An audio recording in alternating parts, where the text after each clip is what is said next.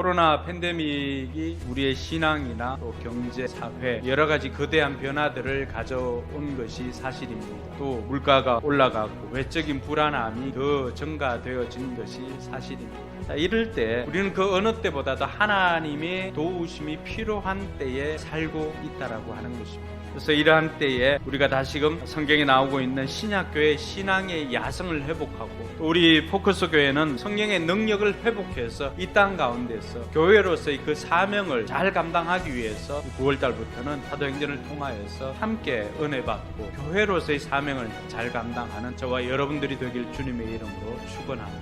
예수님께서 부활하시고는 40일 동안을 제자들에게 하나님 나라의 일을 말씀하셨다고 이야기를 합니다. 첫 번째는 성경을 깨닫게 해주셨습니다. 예수님께서 성경에 대해서 깨닫게 해주셨다라고 하는 것은 저와 여러분들이 다른 어떤 경험보다도 우선해야 할 것이 이 성경을 통해서 배워야 한다는 것을 가르쳐주고 있습니다.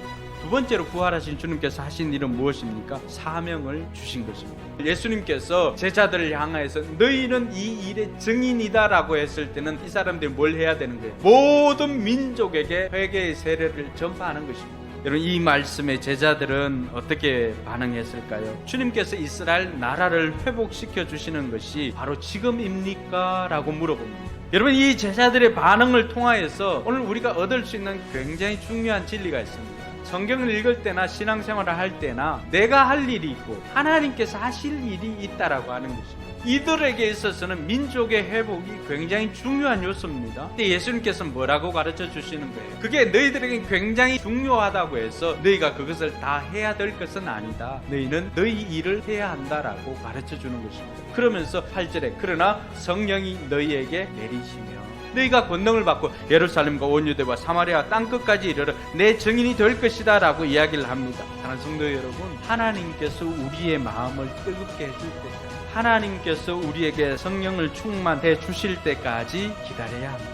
그러면 기다릴 때 우리가 어떻게 기다려야 하는가? 그 첫 번째는 기뻐하면서 기다려야 합니다. 오늘 이들이 기뻐하며 날마다 성전에서 하나님을 찬양하며 예배드리면서 기다렸다라고 하는 것입니다. 근데 우리가 기쁨이 사라질 때가 있습니다. 언제 그렇습니까? 일이 많고 지치면 기쁨이 사라집니다. 그래서 성령이 임하게 되면 매일매일의 삶이 내 능력 밖의 일도 우리는 기쁨으로 감당할 수 있지만은 그 영이 함께하지 못할 때는 내가 할 수 있는 것까지만 합니다. 목장 모임에도 기쁨이 사라질 때가 있습니다. 나눔이 겉돌기 시작하면 기쁨이 사라집니다. 속에 있는 필요한 것들을 함께 나누면서 같이 기도하면서 진정한 기쁨의 목장이 될 수 있기를 주님의 이름으로 축원합니다. 두 번째는요, 기도하면서 기다려야 합니다.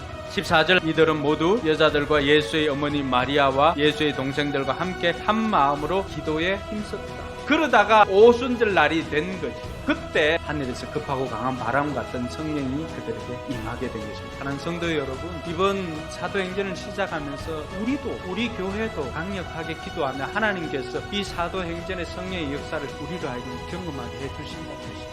온라인으로 기도를 오픈하고 있지만 저는 할 수만 있다면 이제는 모여서 좀 기도했으면 좋겠습니다.